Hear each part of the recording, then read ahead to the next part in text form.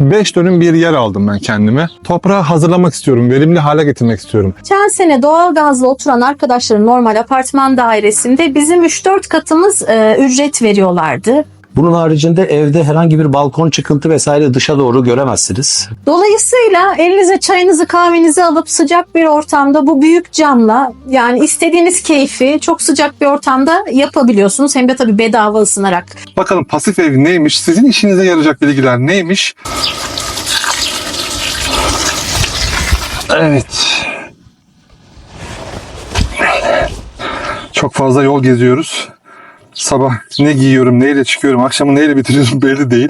Afyon'un merkez ilçesi Erkmen beldesindeyiz. Bu video niye var? Bu videoda bir izleyicimizle biz yaklaşık bir sene önce falan seçim zamanında konuşmuştuk. O zaman Sakarya'da bir pasif ev çekmiştim ben. Pasif ev ne demek? Sürdürülebilir bir ev. Yani sisteme çok az ihtiyaç duyabilen, kendi kendine yetebilen bir ev çeşidi. Çok fazla ev çeşitleriyle işte kerpiçtir, topraktır, ahşaptır karşınıza geliyorum. Onlardan bir tanesi olarak alternatif olabilir mi şeklinde ikinci çekeceğim bir pasif ev videosu bu. O zaman tanışmıştık, o zaman karşılaşmıştık ama şimdi şu anda çekme imkanı oluştu.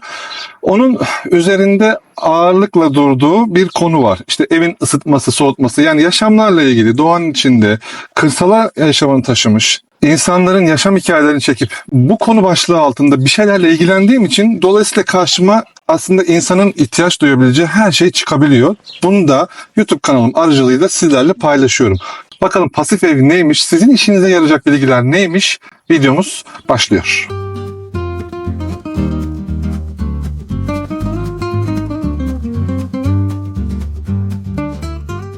Biraz sonra teknik olarak sizin işinize yarayabilecek rakamsal bazda bilgiler vereceğimiz için böyle çok fazla sıkmayalım ve güzel yumuşak bir şekilde yukarıdan aşağı inerek tabiri caizse videomuzu başlatalım.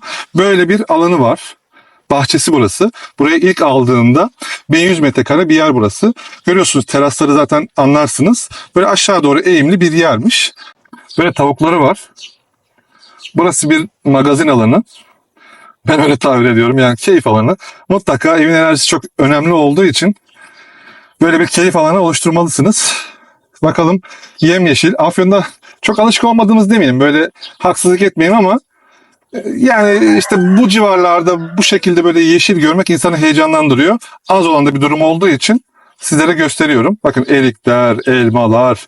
Aslında kirazla vişnenin memleketi burası. Erikle görüyorsunuz. Şimdi havuzla ilgili bir detay var.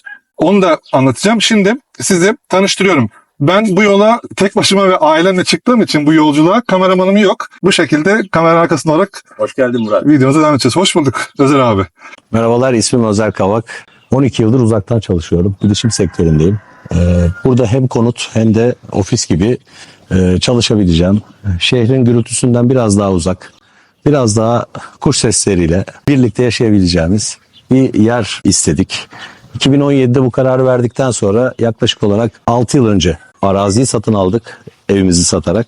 Burada hedefimiz olabildiğince sürdürülebilir, doğalgaz gibi, kömür gibi, elektrik gibi ki bu şebekelerimizin bir kısmı var. Olabildiğince az kullanarak sürdürülebilir bir yaşamı bir konuta Afyon koşullarında nasıl uygulayabiliriz? Burada nasıl ısınırız? Burada nasıl serin kalabiliriz yazları? Bunların üzerine oldukça fazla kafa yorduk ve sonunda da inşaatımızı yaptık. 4 yıldır da 4 kıştır da burada oturuyoruz. Aferin ya. Ne oyuncuymuşsun sen ya.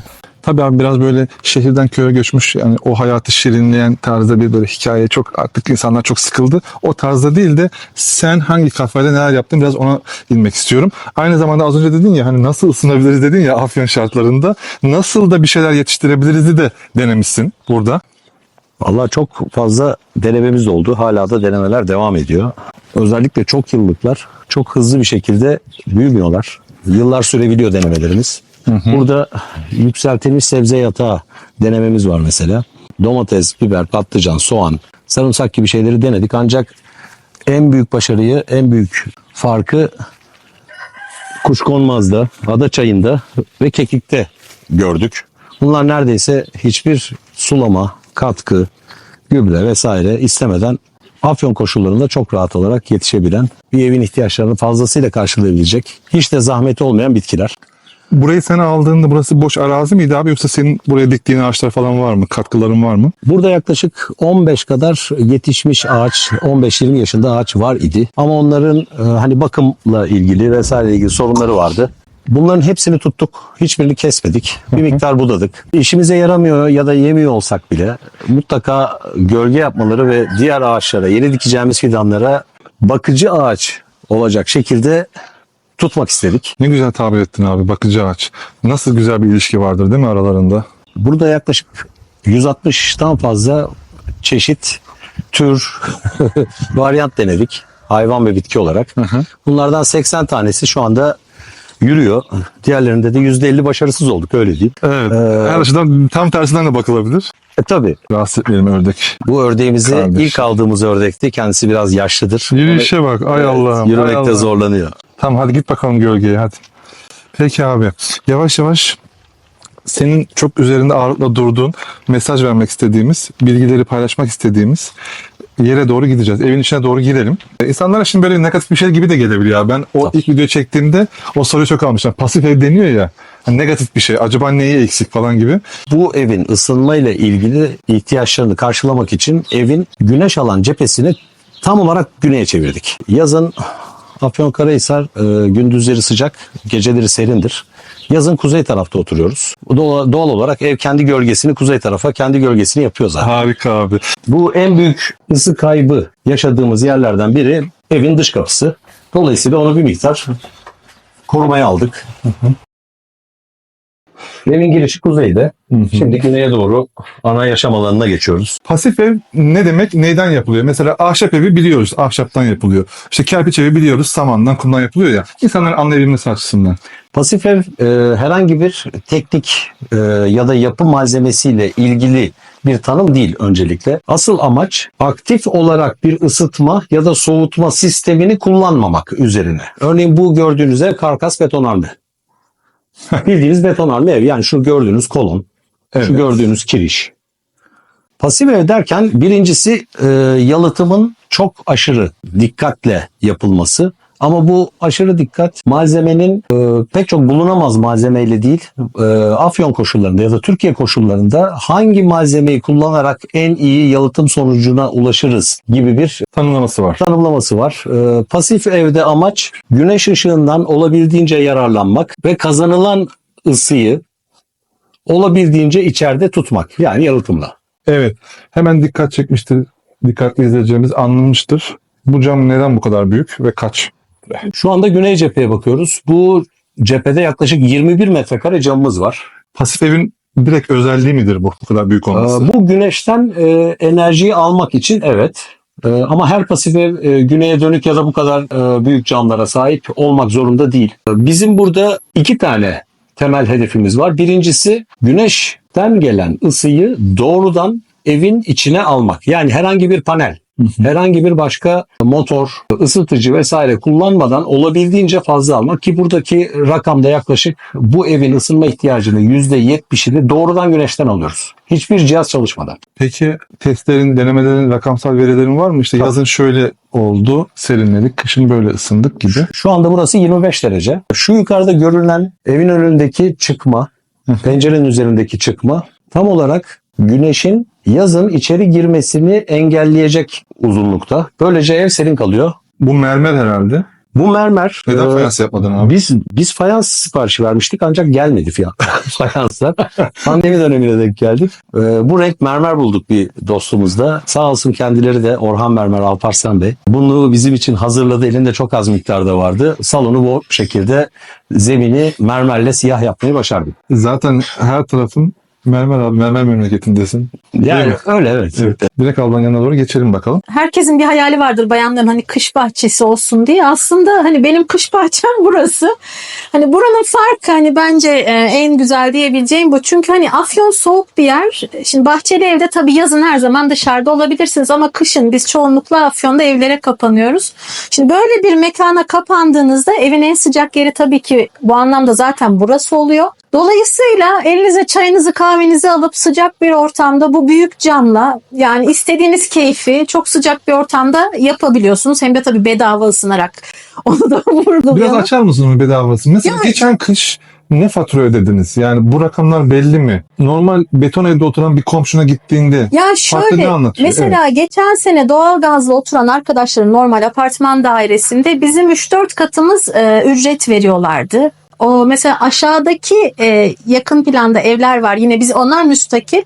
Onlar yaklaşık bizim 5-6 katımız ödüyorlar ki onlar bir miktar elektriği yine güneş panellerini almalarına rağmen onlar müstakil. Dolayısıyla hani bu evin farkı öncelikle ısınması. Ben çünkü ısınmaya çok takmıştım. Hani açıkça söyleyeyim. Belki eşim anlatmıştır. Biz burayı alabilmek için arazisi kiraya çıkmıştık. Evimizi satmıştık. O ev müstakil bir evdi. 5+1'di. Yalıtımsızdı.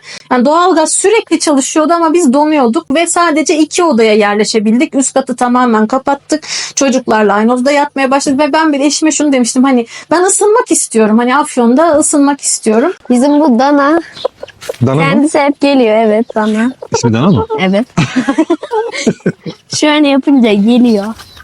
Kucağında bile yatıyor aslında, hiç korkulacak bir şey değil. Sevebilirsiniz. Genelde arkadaşların korktuğu için mi sen bunun üzerine duruyorsun böyle? Korkuyorlar mı? Genelde evet, horoz. Horozdan korkuyorlar. O zaman bu senin iyi anlaştığın bir arkadaşın mı? Biz onu civciv olduğundan beri hep besledik, elimizde büyüttük. O zaman sana çok baksana tepkileri de yok yani. Elif. Kucağında bile Değil mi? gezebilir. Peki senden bir şey rica edeceğim. Onu bırak istersen. Bahçenizde hangi tür meyve ağaçları var? Elma Onlar- var, kayısı var. Bir göster ver bakalım hangisi? Baban onları nasıl yetiştirdi, ne yaptı? Yardımcı oluyor musun babana mesela? elma. Heh, Biz yiyoruz elmaları. heh. Başka mesela elma olurken mesela bu küçük mü geldi size? Küçükken mi dikti baba? Heh. Büyüktü galiba yine. 2 tane zaten birleşti. Hı. Orta boyuttaydı. Biraz daha büyüdü yani bence. Büyüdü. Peki. Bu ne mesela? Vişne. Vişne. Ne yapıyorsunuz vişneyle? Ya annemler topluyor onu, reçel yapıyor. Anneannemle bir ara toplamıştık. Evet. O da reçel yaptı. Biraz daha var bunlar. Şöyle arka tarafta neler var bakayım. Ha, burada bak baban şey yapmış. Yükseltilmiş sebze yatağı yapmış. Biraz ilgili misin toprakta? Baban bir şeylerle uğraşırken bakıyor musun? Evet, bakıyorum. Öğreniyor musun? Mesela bana salatalıkları sulatmıştı. Tamam, ne güzel işte. Biraz böyle Çileklerle toplardık, soğanları keserdik. Öyle güzel, yapardık. güzel. Toprakla uğraşırken veya işte bitkiyle, sebzeyle nasıl yetiştiğini görerek büyürsen senin fark etmediğin bir mutluluk olur içinde. Evet. Fark etmedin. Daha sonra onu anlayacaksın. Yani toprağa basmak, toprakla uğraşmak, bir şey ektiğin zaman onun büyümesini görmek çok haz verir insana. Var mı senin böyle küçük ektiğin bir şey burada? Büyümesini böyle Ya, ara ara gidip izlediğin. Benim tam merdivenin yanında var. Küçücük bir şeydi. Şimdi, Bakalım mı ona? Neymiş? İnci çiçeği. Şimdi bayağı büyüdü, genişledi. Bu mu? Evet. Bu senin çiçeğin diyebilir miyiz? Evet. Tamam. Çok beğenmiştim. Yumurtaları var böyle inci. hı. İncileri. Ve büyüyor, takip ediyorsun. Bunun sulamasını falan sen yapıyorsun. Evet. Tamam bakalım. Güzel. Birincisi bu evin Afyon koşullarında normalde 5 ile 6 santim arası bir izolasyon, ısı yalıtımı yapılır. Dışarıdan mantolama şeklinde. Bu zaten zorunlu olarak yapılan kısım. Biz bunu 12 santimle başladık işe. Bunun haricinde evde herhangi bir balkon çıkıntı vesaire dışa doğru göremezsiniz. Bunlar çünkü ısı köprüsü, yani ısının en çok kaybedildiği yerlerdir. Bunun haricinde fark olarak yerden ısıtma sistemimiz var. Yerde ısıtma sisteminin altına ise 2,5 santim civarında tebelin üzerine normal beton şap yapacağımıza doğrudan Çanakkale'den getirdiğimiz perlitli sıvayı şap olarak artı izolasyon olarak zemine koyduk. Yani binayı toprak ve toprağın soğukluğundan bu şekilde 2,5 santim ayırma şansımız oldu. Yerden ısıtmanın altında kendi köpüğü var, izolasyon köpüğü var zaten. Belki hayal edebilirsiniz ama bir kar manzarası önünde sıcacık bir ortamda oturmak gerçekten çok keyifli. Yani burası benim hem yaşam alanım, mutfağım, hem kış bahçem. Hani bizim için o yönden bir bayan olarak benim için çok avantajlı. Çok güzel. Sen mutluysan ev mutludur zaten. Öyle yani çok sağ olun. Ben de eşime tabiyim yani bu arada. Bu renkleri kullanmanda teknik olarak bir mana var mı? Yoksa sen sevdiğin için mi seçtin? Yok ya, şimdi şöyle pandemiden tam önce biz hani buraya yapmaya başlamıştık. Sonra pandemi patlayınca istediğimiz aslında hiçbir şeye ulaşamadık. O dönem bir yokluk dönemiydi. Yani mesela ne bileyim kırmızı istiyorsunuz, kırmızı yok vesaire. Dolayısıyla ben aslında hani beton rengi istiyordum. Ama beton rengini bulamadık. Bunu bulduk. Zaten Yaklaşık hani her olarak. şey var diyorlar. Gidiyorsunuz hiçbir şey yoktu insanların elinde. Koyu renk seçmemizin sebebi zaten yeterince aydınlık. Şu da çok hoşuma gitti ya. Şu. Ha, lamba mı? Evet ama Evet. çok Yani internetten alışveriş yapıyorduk o dönem. güzel Yani. güzel. Üst kata çıktık. Şuradaki boşluk insana böyle bir ferahlık veriyor abi ya. Biz buraya geldiğimizde 4 kış boyunca asıl enerjimizi güneşten, %70 oranında güneşten elde ettik. Asıl ısınma ihtiyaçlarımızı. Bunun haricindeki geri kalanlı bir %30'luk kısım ısı pompasının yerden ısıtmayla evi 24 derece ortalama sıcaklıkta tutması için harcadığı, biliyorsunuz her zaman güneş yok ya da geceleri ev soğuduğu zaman ısıtılması gerekiyor. Bunun için ısı pompası en soğuk kışta 2021 yılında 4000 kilowatt civarında bir ısı enerji harcadı, elektrik enerjisi harcadı ve nihayetinde geçtiğimiz kış 2500 kilowatt harcadı. Bunun da yarısını yukarıya kurmuş olduğumuz panellerden elde ettik. Geçtiğimiz kış 88 metrekare zemine oturan 2 katlı müstakil bir binayı Afyon'da 2800 TL elektrik faturası ödeyerek Kaç ay abi? yaklaşık 6,5 ay 7 ay yandı. Ya 6,5-7 ay kış oluyor diyebiliyoruz. Kaloriferlerin Yandığı ısıtıcının bir yıl boyunca çalıştığı toplam 2500 kilowatt ve bunun karşılığı 2800 TL elektrik faturası. O zaman bu sanırım şöyle daha iyi anlaşılır. Soba yakan birisi 6 ay boyunca kaç ton mesela kömür harcar? Böyle bir evi ısıtmak için herhalde 6 ton civarında, 5-6 ton civarında kömür harcar. Tamam. Herkes şu anda zaten baktığı zaman tonajın ne kadar olduğunu biliyor. Çarptığı zaman ortaya çıkan rakamı görüyor. Doğalgaz kullanan birisi bunun kaç katı ödüyor? Bunun yaklaşık 4 katı, 5 katı civarında ödeyecektir.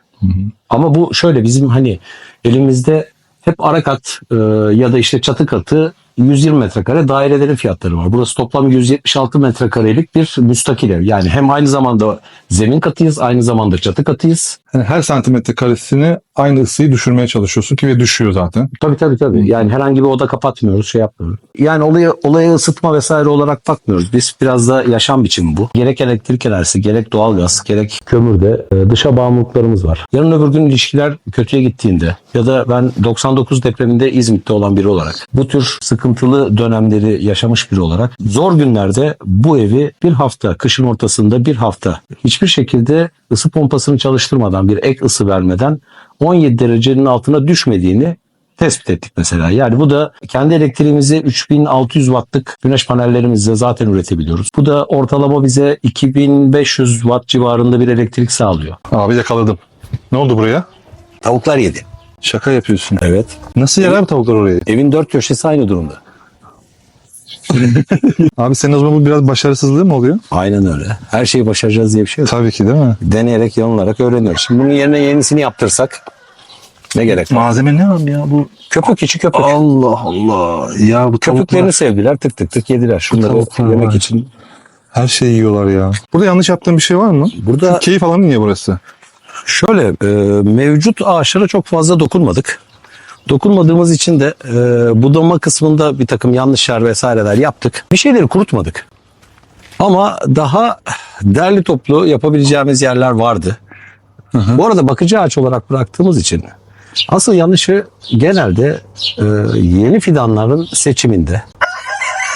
Mecburen yaptık. Mecburen diyorum çünkü şöyle, örneğin bu toprağın özelliklerine uygun bir anaç, buradaki mikro iklime uygun bir çeşit seçmeniz gerekiyor. Fakat böyle bir anaç ve böyle bir çeşidi bulamıyorsunuz. Ne buluyorsanız onu alıp geliyorsunuz. Fidancıların anaçtan haberi yok. Çeşidi biliyorlar. Olur abi, her türlü burada dik şeklindeki yaklaşımların sonucunda pek çok şeyi başardık, pek çok şeyi de başaramadık. %50 civarında bir şeyimiz var. Hani gerçekten bu oluyor dediğimiz şey var. Bu tarz yerleri gezerken çok sevindiğim, mutlu olduğum anların yanında tabii ki çok üzüldüğüm, kahrolduğum, kameralara yansıyan, sizlerin gördüğü, görmediği çok fazla şey oluyor arkadaşlar. Yani aslında tam olarak kendimi yansıttığım, anlattığım videoları sizlere ulaştırıyorum diyemem. Şimdi onlardan bir tanesi, bakın mesela anlatıyor adam. Yani pasif ev diyor, sürdürülebilirlikten bahsediyor, iyi enerji kullanımından bahsediyor, güneşi kullanıyorum diyor, güneşin enerjisinden faydalanıyorum diyor. Yani biz neden imkanlarımızı böyle güzel kullanamıyoruz? Neden yanlış insanlar yanlış yerlerde? Yani insanın bir sürü şey söyleyesi geliyor. Doğruları görüyor, gerçekleri görüyor. İmkanlarımızı kullanamadığımız için hani hepimizin bildiği bir laf var ya. Varlık içinde darlık çekiyoruz durumu. İnsanın böyle içini oya delik deşik ediyor adeta. Bu konulardan bir tanesi sadece. Yani. Abi havuza doğru girelim. Kapalı bir havuz var burada. Çünkü ya arkadaşlar size şöyle yardımcı olmayı istiyorum ve bunu çok seviyorum. Yani bu tarz bilgileri alın. Çünkü her yerde ayrı ayrı insanlar var ve o insanların farklı kafaları var. Farklı kafa ve tecrübeleriyle birçok şey öğrenmişler ve bunları paylaşma isteğindeler. Onlardan bir tanesi de Özer abi. Murat dedi mutlaka ben de insanlara bir şey anlatmak istiyorum senin kanalının aracılığıyla. O yüzden lütfen yani bu videodan da ne aldığımın karşılığı bu. Evet şimdi havuz bölümündeyiz. Özer abi. Sıcaklığı sen söyle. Sıcak. Oo buraya doğru geliyor sıcaklık. Çıkartayım mı terliklerimi abi? Hı? Burada çıkartıyorum. Oo of. Çok sıcak abi. Burası 60 derece var mı? 50 civarındadır herhalde. 50 civarı. Uf ayaklarım da yanıyor ya. Şeydeki gibi. Denizli Karayip'te de yandıydı. Peki. Buranın olayı nedir abi? Kapalı, güneş, motoru, temizliği vesairesi. Şimdi şöyle buradaki kloru doğrudan kimyasal sıvı olarak bir klor atmıyoruz. Birincisi güneş enerjisiyle elektroliz yoluyla hafif içine tuz attığımız binde 4 binde 6 aralığında tuz attığımız suyu elektrolizle klor ürettiriyoruz. İkincisi buradaki asıl ısınma Afyon'da sorundur. Havuzu biz 1 Haziran ile 15 Eylül arası yaklaşık su sıcaklığının 30-35 dereceye kadar çıktığı bir havuz oluşturmayı başardık. Bu tamamen güneşle ısınıyor. Burayı bir sera gibi yaptık. Yukarıda polikarbon malzeme kullandık. Onun üzerine de bu oto ön kaputlarına yapılan film vardır. Film çektirdik. Böylece 5 ila 7 yıl arası dayanmasını bekliyoruz. Şu 3. yılı doldu. Abi bu tür bileşenleri yani ilgili konunun üzerindeki o birbirlerine yardımcı olan o konuları nasıl buluyorsun sen? Yani normal doğadaki durumları zaten bildiğin için ya bu da burada böyle olur herhalde mi diyorsun? Önce fiyatını soruyoruz hocam. Cama ulaşamayınca temperli cam, işte çift cam vesaire. Bir de hepsini geçin. Dolu yağdığında, temperli cam patladığında bu havuzun içindeki suyun içinden ben o camı nasıl temizleyeceğim? Değil mi? Evet. Tabii. Dolayısıyla polikarbon kullandık. Polikarbonun da ömrünü uzatabilmek için çünkü biliyorsunuz 2-3 yıl içinde yavaş yavaş sararma başlar. Gevrer, en ufak bir darbede kırılmaya başlar 3-5 yıl içinde. Oto kaput filmi yapıştırdık polikarbonun üzerine. Peki burası şu an sıcak ya insanlar serinlemeye gidiyor buraya. Şöyle dışarısı şu anda yaklaşık 25-30 derece aralığında. Evet şu anda böyle. Akşamüstü mesela buraya güneş batmaya yakın geldiğinizde ya da sabah geldiğinizde dış hava sıcaklığı 24-25 derece. Çocuklar havuzdan çıktıklarında 30 derece sudan çıktıklarında dışarıda çok üşüyorlar. Dolayısıyla o golü yememek için ilk önce kapıları açıyoruz yüzerken. Isınması için de yaz boyunca kapıyı kapalı tutuyoruz. Evet. Havalandırıyoruz ve içine giriyoruz. Daha sonra o sıcaklıkta rahatlıkla yüzebiliyorlar. Şu lavantalara bir bakar mısınız biraz? O kadar çok üstünde çeşit var ki küçük arılar, büyük arılar, bombus arıları, sineğine kadar, ufak böyle bitlere kadar her şey var burada. Bütün hayvan türlerinden var adeta. Kelebek de gördünüz şu anda. Evet uçuyor. Bu ne demek biliyor musun? Hem böyle güzel bir görüntü hem de çok acı. Aslında burası Erkmen yani çok yeşil bir bölge olmasına rağmen etrafta civarda böyle uçucu hangi hayvan varsa hepsi burada toplanıyor. Zamanı geçiyor. Bunları ne yapıyorsunuz? Ne yapacaksınız? Afyon ikliminde, Afyon koşullarında bir şey yetiştirmek zor. Onu konuşuyoruz hep. Senin başardığın şeyler var vesaire. Şimdi çok fazla baksana ağaçta. Bunları toplamak lazım. Reçel mi yapıyorsunuz? Ne yapıyorsun? Nasıl besleniyorsunuz abi? Aileni nasıl besliyorsun? Neye dikkat ediyorsun? Yaklaşık 2 yıldır hiç yumurta almadık. 4 tane yumurta tavuğunun yumurtaları yetiyor. Kışın bunlar biraz azaltıyorlar, kesiyorlar ya da o dönemlerde de ördeklerimizin büyük bir faydası oluyor.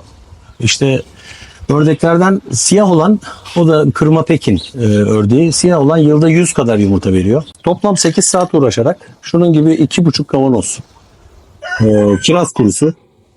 Kirazları nasıl ayırdın abi kestin yer çekirdeklerinden? Tek. Kaç kişi çalıştı? Bir kişi toplam 8 saatte, 8 saatte. bir ailenin her sabah kahvaltı tabağına 2 tane, 2 yarım kiraz, kuru kiraz koyacak kadar ihtiyacını karşıladık. Toplam 8 saatte yapılabiliyor. Senin hem kendin için, hem ailen için, hem de ülke için yapmak istediğin böyle hedefin, bir şeyin vesaire, bir çalışman, uzun süredir çalıştığın bir projen var mı böyle bir şey? Ev başlı başına oturup örnek olabilecek bir ev zaten. Ben özellikle dışa bağımlı olduğumuz kaynakları çok fazla kullanmak istemiyorum. Ya burayla yetinmedik. Burası işte çalışan, 51 yaşında çalışan, 2 çocuklu, eşi çalışan birinin aynı zamanda ara verdiğinde dışarıda ne yapabileceği konusunda hani ve denemeler yapma anlamında evin yanındaki arazi 1200 metrekarede uğraşıp duruyoruz. Bu işin bir tarafı. Bunun ötesinde bizim Bergama'da 20 bin metrekare bir yatırımımız daha var. İşte 1,5 yıl oldu alalı. Hendeklerini vesairelerini kazdık. Orada asıl projemiz silvopastür dedikleri ağaç sıraları arasındaki otlak alanlarda hayvan yetiştiriciliğini de yapabilmek. Bunun için herhalde önümüzde bir 2-3 yıl daha var hazırlıkların bitmesine. Ama tabii her şey beklendiği gibi gitmiyor. Biz toprağın üzerine örtelim derken komşu çok güzel işte burada ot var deyip koyunları soktu. Bütün otları yedirdi mesela. Aşırı otlatmanın sonuçlarını da orada mesela test etme şansımız oldu. Böyle bir projemiz de var. Sulamadan, gübrelemeden, ilaçlamadan tarım ve hayvancılık yapılabilir mi? Bunu da herhalde 3-4 yıl sonra emekli olduktan sonra orada test edeceğiz. Bu bölgede kanalizasyon hizmeti olmadığı için biz siyah su dediğimiz tuvaletten çıkan suları foseptikte 3,5-4 metre derinliğinde bir foseptik kuyusunda topluyoruz. Burada zaten olması gereken normalde zorunlu olan da bu. Ama bunun haricinde mutfaktan duş suları, el yıkadığımız lavabolardan gelen, çamaşır makinesi, bulaşık makinesi gibi yerlerden gelen suları da olabildiğince az kimyasal kullanarak, yani çamaşır suyunu çok az kullanarak vesaire çok fazla kimyasalla bulaştırmadan çıkan bu suları ise yer altından bahçenin şu ileri köşesindeki yere kadar aktarıyoruz. Oradan da dışarıya tahliye ediyoruz. Böylece toprak altına emilmesini sağlıyoruz. Küçük bir hata da yaptık. Örneğin rögar koyduk. Rögar anaerobik dediğimiz suyun kokmasına sebep olan şeydir. Bizim mesela şu anki su çıkışımız burada. Evet. Gri suyumuzu burada topluyoruz. Bu bölgedeki bütün ağaçlar buradan faydalanıyor. Ama eğer rögar koymasaydık ve bu kadar uzaklaştırmasaydık bu gri su çıktığı yerde doğrudan ince bir kanalla yüzeyden sulama suyu olarak akabilecekti. Orada çok büyük bir şeyimiz var, hatamız var. Bize yap dediler, yaptık. Ama ilk fırsatta rögarları kaldırıp yüzeye yakın akıtacağız suları. Pek çok şey yapılabilir ama hepsini geçin. Sağlıklı, oturup üzerinde ilaç, gübre vesaire kullanılmamış bu tür ağaçlardan cevizinizi, bademinizi, kuru kayısı, kuru kiraz, kuru elma, meyve kuruları, bütün bunları her sabah kahvaltımızda tabağımıza 2-3 tane koyabiliyor muyuz? Bunlar mümkün, hepsi mümkün. Toprağa çok karışmalı mı? Toprağa çok karışmamalı mı? Valla toprak yapan yaşamın kendisi, içindeki canlılık zaten. Üzerindeki ağaç, üzerinde yürüyen böcek, içine mevsimlik kökleri ölen daha sonra tekrar çıkaran bitkiler. Ya canlılığın kendisi toprağı üretiyor. Toprağı eğer siz üzerinden canlılığı kaldırıp sürerseniz, karıştırırsanız, sürekli hallaç pamuğu gibi atarsanız sonuçta organik maddesi 1-1,5'lara düşmüş Türkiye'deki tarım arazilerine toprağına ulaşırsınız. Bu artık toprak değil. Bunun adı kum, kil karışımlarıdır. İnorganik madde karışımı artık bunlar. Peki sana bir şey soracağım ama tam yeri geldi. 5 dönüm bir yer aldım ben kendime. Toprağı hazırlamak istiyorum. Verimli hale getirmek istiyorum. Hangi sıralamayı takip etmem lazım? Nasıl toprağı verimli hale getirmem lazım? Böyle bir bilgiye sahip misin? Ya çok uzun süre üzerinde konvansiyonel tarım yapılmış bir topraktan bahsediyorsak eğer, ki genelde alacağınız Öyle. tarlalar böyle. Evet öyle abi. Tarım arazisi olarak aldığınız tarlalar, araziler bu şekildedir. Bu durumda ilk yapacağınız şey su. Suyu yağmura, sadece ve sadece yağmura bağımlı olarak nasıl çözersiniz? Hendek mi yapılması gerekiyor? Küçük sulama göletleri mi yapılması gerekiyor? Su, toprağın, arazinin durumuna göre eğim, havzanın, suyun toplandığı yerler. Buralara yapılacak küçük toplama birimleri. Suyun yavaşlatılıp toprak altına indirileceği, buharlaşmasının engellenip emdirileceği hendekler. Bütün oturup bunlar üzerine kafa yormak gerekecek. Yani her arazi kendi kimliğine sahip ama net bir şey var. Üzerindeki canlılık, yani ot, yani hayvan, yani ağaç, yani bitki ve bu iç mantarlar vesaire olmadan toprağa toprak diyemiyorsunuz. Oturup da ben buna organik madde karıştırırım diyorsanız kum ve organik madde karışımı elde edersiniz. O kadar. Toprak elde edemezsiniz. Teşekkür ederim abi. Son bir soru soracağım. Benim eşim de burada az önce, o da sordu. Bu kadar büyük bir cam dedi. Rüzgarda falan dedi etkilenmiyor mu dedi. Bugüne kadar hiç öyle bir sıkıntı olmadı. Büyük fırtınalar da yaşadı burası. Dolu da yaşadı vesaire de yaşadı. Camın ötesinde bizim geceleri zaten perdeye para vermek yerine dışarıya bir kepenk koyduk. Bu bir Tabii. sanayi tipi kepenk. O zamanlar bunu bulabildik. Evet. Yani buna ulaşabildik. Cam ikili mi? Kalınlığı falan ne abi? Üçlü mü? İçinde argon gazı bulunan Aha. üçlü ısı cam kullandık buralarda. Evet, tabii. Zaten rüzgar korkar kaçar abi. Bir dakika ben sana gelmeyeyim falan Ya der. aslında üç camın hani rüzgara karşı bir direnci artar mı, artıyor mu, artmıyor mu? Veya Tartışılır. defans yapıyor abi sadece onu diyelim yani. Mümkün. Bekliyor yani. Mümkündür ama ya bu kadar hani bu büyüklükte oturup cam zaten hocam plaza yapamazsınız. Hepsi cam dışarı. Evet abi. Elim ağacının altında videomu bitireyim. Umarım bir şeyler verebilmişsinizdir. Her bu videoyu kapattıktan sonra ya ben ne öğrendim diyeceğiniz, sorgulayacağınız hisle kapatmanızı istiyorum. O yüzden her videoda yaşamsal bazda, o başlıkta bir şeyler verebilmek istiyorum sizlere. Bütün çabam bu ve ben de çok keyif alıyorum bu işlerden. Kendinize iyi bakın. Bir sonraki video sanırım Ankara'dan olacak. Yarın biz Ankara'ya doğru yolculuk yapacağız. Bir sonraki videoda görüşmek üzere.